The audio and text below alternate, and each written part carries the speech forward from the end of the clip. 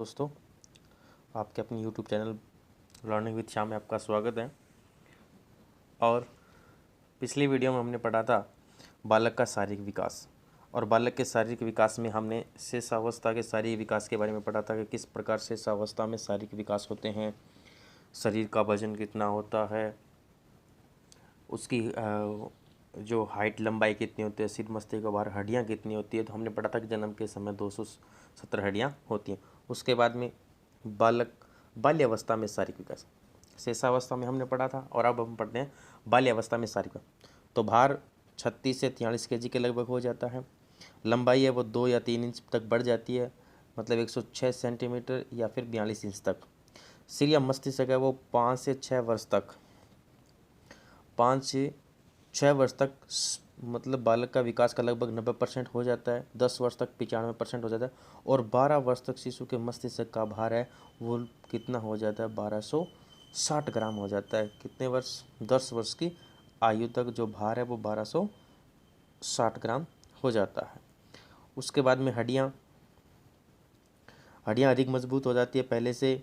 दांत है वो 5-6 वर्ष तक जो दूध के दांत है वो गिरने लग जाते हैं। 8 वर्ष की अवस्था में 12 दांत, 10 वर्ष में 15 और 12 वर्ष में 25 स्थायी दांत है वो आ जाते हैं, और 12 और 13 वर्ष में लगभग 27 से 28 दांत हैं वो स्थायी दांत आ जाते हैं। उसके बाद में हृदय है जो 1 मिनट में 72 बार धड़कता है, ये बाल्यावस्था में शारीरिक विकास है। उसके बाद में किशोर अवस्था में शारीरिक विकास। किशोर अवस्था में शारीरिक विकास कैसे होते हैं? भार, मांसपेशियों का भार है वो शरीर के भार का लगभग 40 से 50% तक हो जाता है। तो बाल्यावस्था किशोरावस्था में शरीर का भार है वो कितना हो जाता है, शरीर के लगभग 40 से 50%। 15 वर्ष तक लड़कियों का भार अधिक होता है, मतलब पहले जो 15 वर्ष है उसमें लड़कियों का भार अधिक होता है और लड़कों का भार है वो कम होता है, लेकिन 15 वर्ष के बाद में लड़कों का भार है वो लड़कियों से अधिक हो जाता है। लंबाई, इस काल में लंबाई तेज़ी से बढ़ती है, तो किशोर अवस्था में लंबाई है वो तेज़ी से बढ़ती है। 11 से 14 वर्ष में लड़कियों की लंबाई अधिक बढ़ती है और लड़कों की लंबाई 18 वर्ष तक। तो लड़कियों की जो लंबाई है वो कितने वर्ष तक बढ़ती है?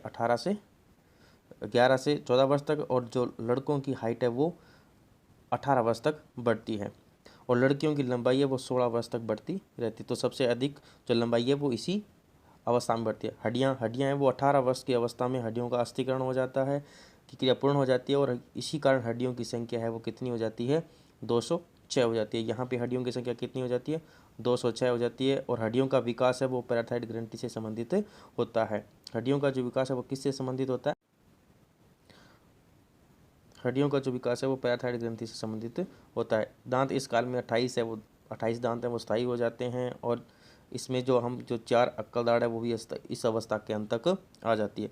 मस्तिष्क, और इस अवस्था में मस्तिष्क का भार है वो, या जो अवस्था है वो प्रौढ़ों के समान हो जाती है, लगभग उनके समान वो विकसित पूर्ण रूप से विकसित हो जाते हैं, और इस समय उस मस्तिष्क का भार है वो कितना हो जाता है? 1400 ग्राम हो जाता है। हृदय की धड़कन लड़कों की 1 मिनट में 72 बार, लड़कियों की जो धड़कन है वो 1 मिनट में 66 से 70 के बीच में होती है। आवाज़ है वो लड़कों की आवाज़ भारी हो जाती है, और लड़कियों की आवाज़ है वो मधुर और कोमल हो जाती है। प्रजनन अंग इस अवस्था में विकसित हो जाते हैं। प्रजनन की जो क्षमता है इस अवस्था में वो विकसित हो जाती है। उसके बाद में अंतःस्रावी ग्रंथियाँ, ये तो हो गया बाल्यावस्था, किशोरावस्था और शेषावस्था में शारीरिक विकास। अंतःस्रावी ग्रंथियाँ कौन सी होती? तो प्रत्येक व्यक्ति के शरीर में कुल अंतःस्रावी ग्रंथियाँ होती हैं। प्रत्येक व्यक्ति के शरीर में कुछ अंतःस्रावी ग्रंथियाँ होती हैं, और इनके आंतरिक से जो स्राव होता है उसे क्या कहते हैं? उसे हार्मोन्स कहते हैं। इनके अंदर से जो आंतरिक जो स्राव होता है उसको क्या कहते हैं? हार्मोन्स कहते हैं। पहले थायराइड ग्रंथि, और इसको यह ग्रंथि है वो जीवा के मूल में और श्वास नलिका के सामने होती हैं, बालक के गले में रहती है, और इसे थायरोक्सिन हार्मोन स्रावित होता है जो भोजन को ऊर्जा में बदलने का कार्य करता है। उसके बाद में पीयूष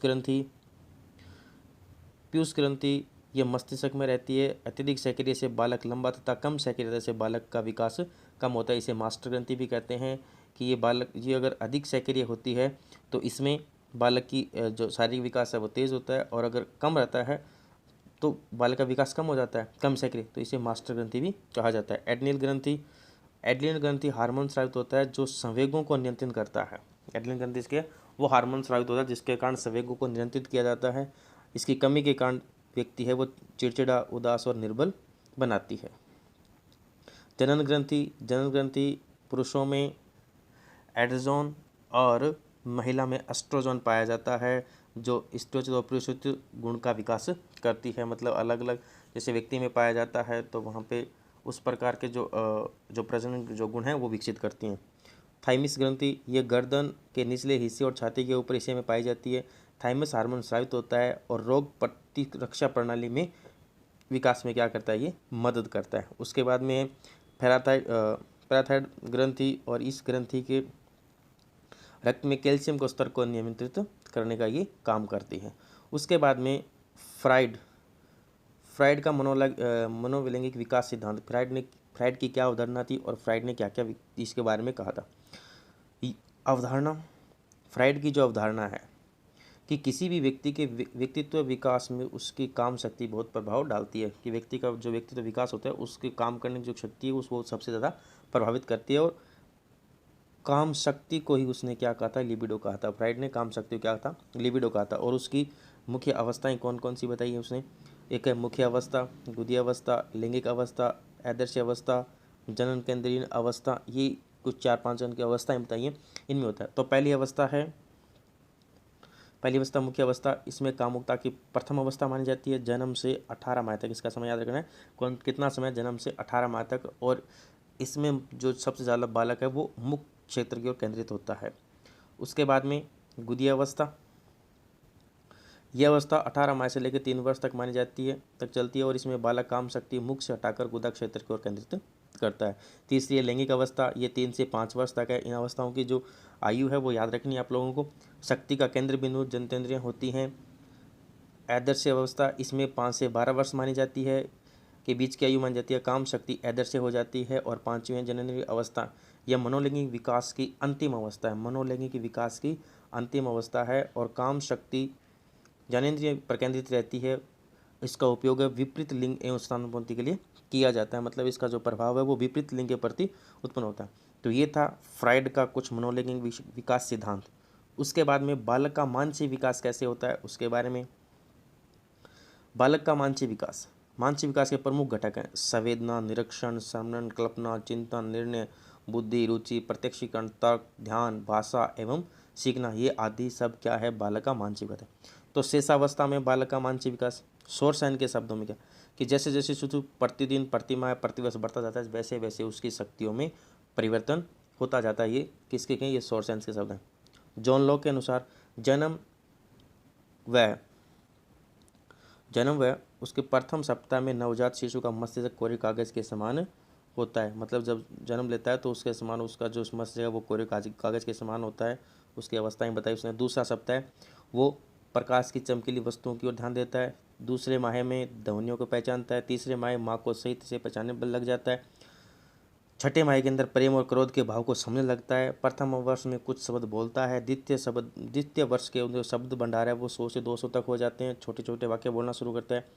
तृतीय वर्ष में वो क्या करता है, अपना नाम सीधी या लंबी रेखाएं अंकन कर लगता है। और 5वां वर्ष में जटिल वाक्यों के बोलने और रंगों में अंतर करना सीख जाता है। ये जॉन लॉक के अनुसार उसने अलग अलग चीज़ों को बताई है।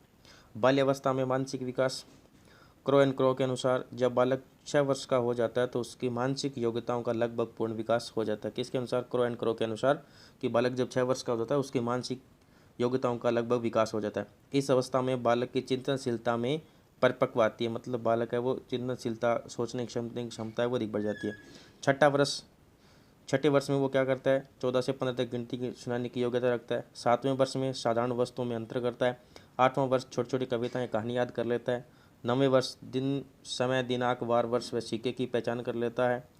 9वें वर्ष के अंदर दिन, समय उसकी पहचान कर लेता है। 10वें में कहानी याद कर सुनाता है। 11वें वर्ष में वह तर्क, जिज्ञासा और निरीक्षण का विकास करता है। 12वें वर्ष में समस्या समाधान की क्षमता का विकास। देखी गई फिल्म को वो 70% तक वापस उसको दोहराने लग जाता है। रचनात्मक शक्ति और आदर्श निर्माण की अवस्था में शुरू होता है। किशोरावस्था में मानसिक विकास, इस अवस्था में स्मृति तीव्र विकास होता है। इस अवस्था में कल्पना शक्ति बहुत अधिक बढ़ जाती है। मतलब बच्चा है वो इसमें कल्पना बहुत करने लग जाता है। इस अवस्था में अवधान की क्षमता बढ़ना, तर्क व निर्णय शक्ति वृद्धि और रुचियों में विकास होता है। बालक का सामाजिक, ये तो थे बालक का मानसिक विकास, और अब है बालक का सामाजिक विकास। तो बालक के सामाजिक विकास से संबंध है परिपक्वता प्राप्त करने से है। हैविक्सटिन विकास पाठ का है, और विकास का सर्वप्रथम विचार भी हैविक्सटिन ने दिया था। सॉर्सन व टेलफोर्ड के अनुसार सामाजिकरण की प्रक्रिया दूसरे व्यक्तियों के साथ शिशु के प्रथम संपर्क से प्रारंभ हो जाती है और आजीवन चलती है। मतलब सामाजिकरण है वो व्यक्ति के प्रथम संपर्क से और आजीवन तक चलती रहती है।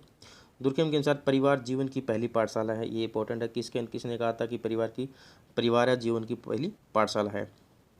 उसके बाद में स्किनर और हैनिस के अनुसार खेल का मैदान सामाजिकता का निर्माण स्थल है। खेल का जो निर्माण है वो क्या है, बच्चे का सामाजिक निर्माण स्थल है। तो इस प्रकार ये जो कुछ वैज्ञानिक हुए थे उन्होंने सामाजिक विकास के बारे में उन्होंने बताया था। तो कुछ सामाजिक विकास मानव के। उसके बाद शिशुअवस्था में सामाजिक विकास कैसे होता है। तो प्रारंभ में बालक देखकर माँ के द्वारा और उसकी जो उसका जो सामाजिकरण है वो सीखता है कि माँ के द्वारा क्या क्या प्रक्रियाएँ हो रही हैं, उन सबको वो क्या करता है, सीखता है। जन्म से 2 वर्ष तक स्वार्थी होता है। 6 वर्ष की आयु तक सामूहिक खेलों में भाग लेने लगता है। क्रो एंड क्रो के अनुसार जन्म के समय शिशु न तो सामाजिक प्राणी है और न ही असामाजिक प्राणी। ये किसने कहा था, ये क्रो ने कहा था कि न तो बच्चा है वो सामाजिक प्राणी न एक सामाजिक। एक माह में बालक चुस्त गतिविधियों के घर के जो वयस्क लोग हैं उनकी क्रियाओं को प्रस्तुत करता है। 2 माह आवाज़ पहचान कर ध्वनियों में अंतर करना। तीसरे माह में माँ को पहचानने लगता है। चौथे माह में बात करने पर रोना बंद कर देता है। 5वें माह में क्रोध को पूर्ण और मितत्व ध्वनियों में अंतर, मतलब क्रोध से बोलना और प्रेम से बोलना, उन ध्वनियों में वो अंतर स्पष्ट करने लग जाता है। 6ठे माह में लोगों को पहचानने लगता है, पराई से डरने लगता है। 8वें माह में अपने घर के वयस्क सदस्यों की आवाज़ को अनुकरण करने लगता है। 1-2 वर्ष में बड़ों के साथ घर का कार्य करने का प्रयत्न करता है। 3 वर्ष में समूह में खिलौनों से खेलने लगता है और 5 वर्ष में समूह के सदस्यों से गहरे संबंध का नैतिक भावना का विकास भी होने लगता है। और अक्सर हमने अपने देखा है घर में जब छोटे बच्चे होते हैं तो भी किस प्रकार की अनुसरण करते हैं। बाल्यावस्था में सामाजिक विकास। तो बाल्यावस्था में सामाजिक हरलोक के अनुसार बालक के सामाजिक विकास के निम्न चरण है। 6 वर्ष का बालक विद्यालय में प्रवेश के साथ साथ नए मित्र बनाता है। इस अवस्था में व्यक्तित्व बहुमुखी होता है। समलैंगिक समूह बनाते हैं। नेता बनने की इच्छा व वास्तविक जगत से संबंध बनता है। खेल भावना का विकास होता है। बालक में विभिन्न रुचियाँ पैदा करती हैं। ये कौन सी बाल्यावस्था में सामाजिक विकास है। और किशोरावस्था में सामाजिक विकास। किशोरावस्था में सामाजिक विकास समय का निर्माण होता है। गुणों का विकास होता है। दबाव व संघर्ष, भावी जीवन की चिंता और समूह और भक्ति, ये सब बातें हैं। ये कब हो जाती है, ये हो जाती है किशोरावस्था में। सामाजिक जब विकास होता है तो उस समय बालक है वो समूह मतलब समूह का निर्माण करता है। भ्रमण, आनंद, मनोरंजन तो घूमता रहता है। गुणों का विकास होता है। सद्भावना, संयोग आदि गुण विकसित हो जाते हैं। दबाव व संघर्ष, इसमें माता पिता मतभेद संघर्ष होता रहता है। माता पिता में आपस में एक दूसरे, तो वो नैतिकता और एक संघर्ष का दबाव उस पर बन जाता है। किशोरावस्था में बालक शादी, व्यवसाय, धनार्जन, परीक्षा, परिणाम, पारिवारिक जीवन हमेशा इसके प्रति चिंतित रहता है। और समूह भक्ति, किशोरावस्था में किशोर समूह के प्रति अत्यधिक निष्ठा दर्शाते हैं। तो आज के वीडियो में इतना ही। आपको ये वीडियो कैसा लगा कमेंट सेक्शन में ज़रूर बताएं, और वीडियो को अधिक से शेयर और लाइक और सब्सक्राइब जरूर करें। तो आज की वीडियो तब तक के लिए धन्यवाद।